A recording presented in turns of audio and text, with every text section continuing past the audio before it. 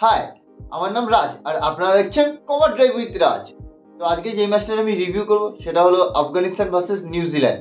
তো সঙ্গে থাকুন। ফার্স্ট আসি আমরা আফগানিস্তানের কথা।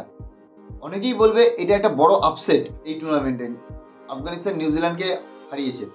বাট আমি সেটা মনে করি না, কারণ আফগানিস্তানের টিম যখন থেকে তারা ইন্টারন্যাশনাল ক্রিকেট স্টার্ট করেছে তারা কিন্তু ডে বাই ডে নিজেদের ইমপ্রুভ করেছে।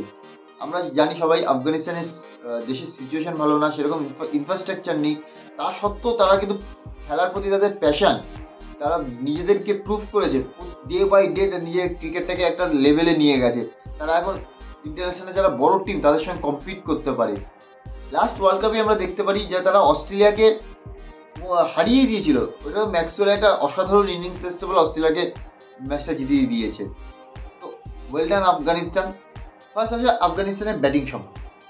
ফার্স্ট বলি নিউজিল্যান্ডের ক্যাপ্টেন কেন উইলিয়ামসন টসে জিতে আফগানিস্তানকে ফার্স্ট ব্যাটিং করতে পাঠায়।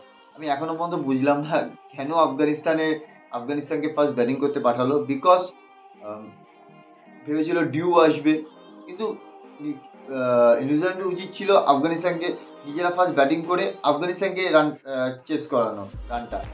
Because West Indies wicket slow আর আফগানিস্তানের কাছে কোয়ালিটি স্পিনার আছে। যাই হোক, আফগানিস্তান ফার্স্টে ব্যাটিং করতে যায়। তাদের শুরুটা খুব ভালো হয়েছে। তাদের দুটো ওপেনার গুরবাস অ্যান্ড জাদরান তারা ভালো স্টার্ট দেয়। 13 ওভারে 104 রান, নো লস। কিন্তু যেভাবে দুটো ওপেনার স্টার্ট দিয়েছে তারপর কিন্তু আফগানিস্তান যে ফিনিশটা চেয়েছিল সেই ফিনিশটা হয়নি, সেই রান পর্যন্ত যায়নি। তারা লাস্টে 159 রান করে, যেখানে গুরবাস 80, জাদরান 44 অ্যান্ড ওমারজাই 22। আফগানিস্তানের মধ্যে এই তিনজনই বেশি রান করে, কারণ বাকিরা রান করতে পারেনি। তারপরেও তারা 158 করে।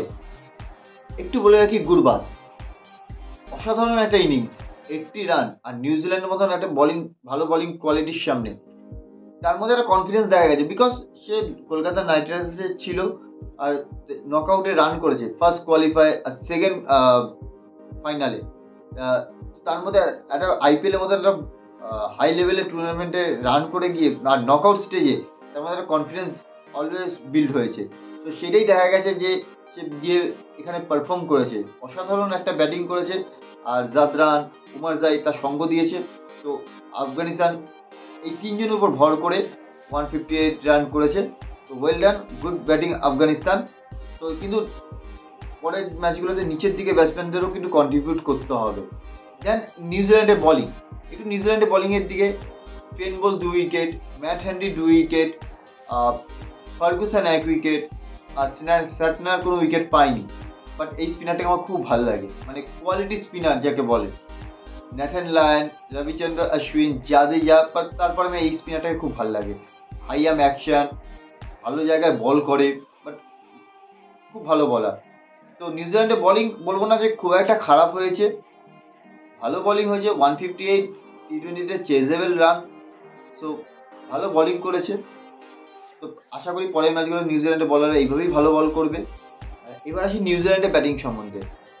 নিউজিল্যান্ডের ব্যাটিং সম্বন্ধে বলার কিছুই নেই। 75 অল আউট, আর নিউজিল্যান্ডের মধ্যে এত বড় ব্যাটিং লাইন আপ মানে কেউ এক্সপেক্ট করেনি। নিউজিল্যান্ড এই টুর্নামেন্টের ফেভারিট। যদি আমাকে বলা হয় যে নিউজিল্যান্ড টপ 4, তো ইন্ডিয়া অবভিয়াসলি থাকবে, অস্ট্রেলিয়া থাকবে, ইংল্যান্ড থাকবে, তার মধ্যে নিউজিল্যান্ডও একটা থাকবেই। বাট নিউজিল্যান্ডের মতন টিম 75 অল আউট। সো এখানে শুধু দুইজন শুধু ডবল ডিজিটে গেছে, একটা হচ্ছে গ্লেন ফিলিপস, একটা হচ্ছে ম্যাট হ্যান্ডি। তো আশা করবো নিউজিল্যান্ডের মতন টিম কামব্যাক করবে, নেক্সট ম্যাচে ভালো ব্যাটিং করবে। তো লেটস সি, দেখা যাক। এবার আসি আফগানিস্তানের একটু বলিংয়ের দিকে। অসাধারণ বলিং। তারা জানতো তারা কিন্তু 158 ডিফেন্ড করছে। টি20তে 158 আজকালকার দিনে কিছুই না। আর নিউজিল্যান্ডের মতন টিমের সঙ্গে তারা খেলছে। তারা যা প্ল্যান করেছিল বলিং ইউনিট, এক্স্যাক্টলি তারা বলিং ইউনিট সেভাবে তারা এক্সিকিউট করেছে। কারণ এই ওয়েস্ট ইন্ডিজ সয়েলে কিন্তু ক্যারিবিয়ান লিগে আফগানিস্তান অনেক প্লেয়ার খেলে। আমি আগেও বললাম আফগানিস্তানে কিন্তু প্লেয়ার বিভিন্ন ফ্র্যাঞ্চাইজি হয়ে খেলে, তো ক্যারিবিয়ান লিগেও খেলে। তারা জানে উইকেটটা কেন। উইকেট কেমন বিহেভ করবে। তো তাদের কাছে কোয়ালিটি স্পিনার আছে, কিন্তু ফার্স্ট বলে রাখি তাদের যে ফারুকি, তাদের যে লেফট হ্যান্ড পেসার অসাধারণ বোলিং করেছে। ইনিশিয়ালি এসে প্রথমে নতুন বলে উইকেট তুলেছে, লেফট হ্যান্ড পেসার ভালো সুইং করিয়েছে, রাত্রের দিকে একটু সুইং হয়, যে পুরো ইউটিলাইজ করেছে তার সুইং রাত্রের দিকে। তো খুব ভালো বল, আর লেন্থ ভালো রেখেছে, সামনে করেছে, সুইং করিয়েছে। এই জন্য তারা প্রথম নতুন বলে তারা ব্রেক থ্রু পেয়েছে। তারপর রাশিদ খান, কারামাতি খান, রাশিদ খান এসে অসাধারণ স্পিন করেছে। সে নিউজিল্যান্ডের ক্যাপ্টেন কেম উইলিয়ামসের উইকেট নিয়েছে, আরও 3 উইকেট নিয়েছে, টোটাল সে 4 উইকেট নিয়েছে, ফারুকি 4 উইকেট নিয়েছে।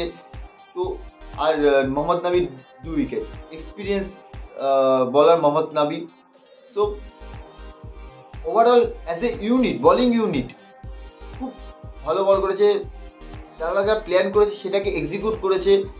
তাদের বলিং যদি এইভাবেই কন্টিনিউ চলতে থাকে, তাদের বলিং ফর্ম যদি এইভাবেই অ্যাজ এ ইউনিট বলিং করতে পারে, তাহলে কিন্তু এই টিম অনেক বড় বড় টিমকে বেগ দেবে আর এই টুর্নামেন্টে ভালো রেজাল্ট করবে। ব্রায়ান লারা প্রথমেই বলেছে যে তার টপ 4 যখন জিজ্ঞেস করেছে টপ 4কে, তার কিন্তু আফগানিস্তানকে রেখেছে। আমরা জানি আফগানিস্তান অনেক প্লেয়ার টি-20 ক্রিকেট খেলে, ফ্র্যাঞ্চাইজি লিগ খেলে, ওয়েস্ট ইন্ডিজেও খেলেছে, তারা জানে।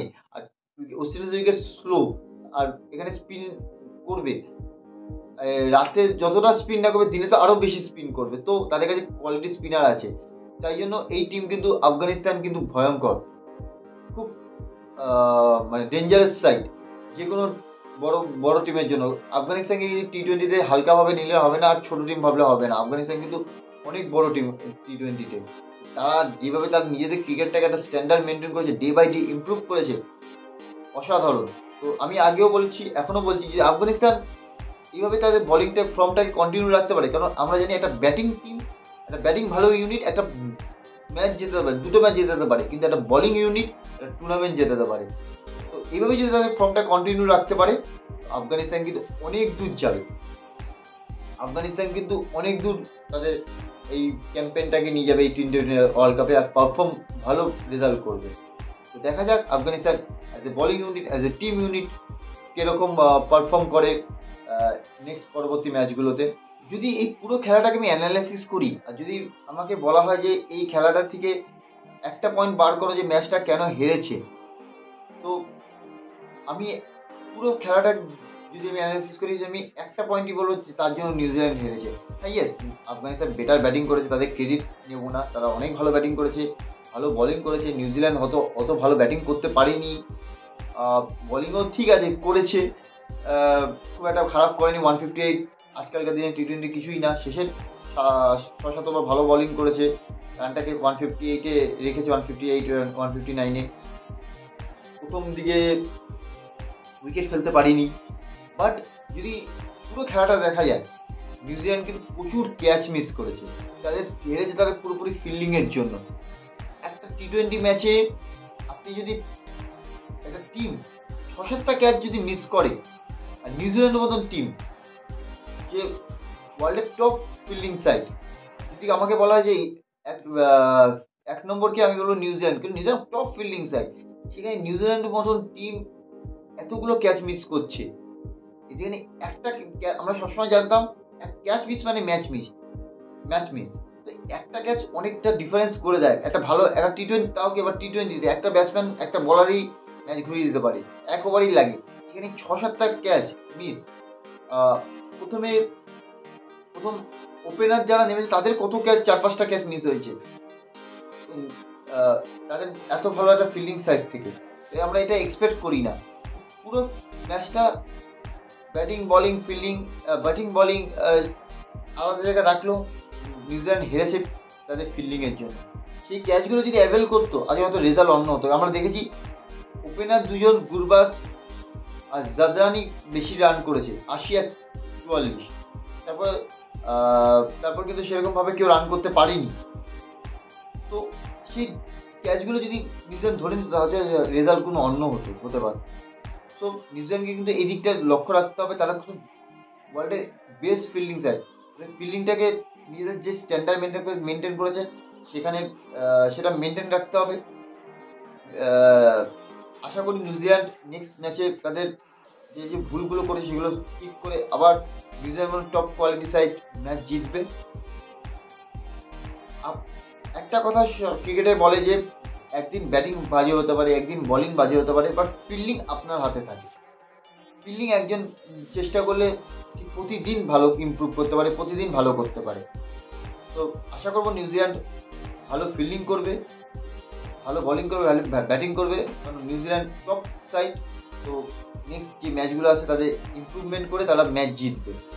আমি যে রিভিউ করলাম আফগানিস্তান ভার্সেস নিউজিল্যান্ড যে ম্যাচটা হলো তার উপর।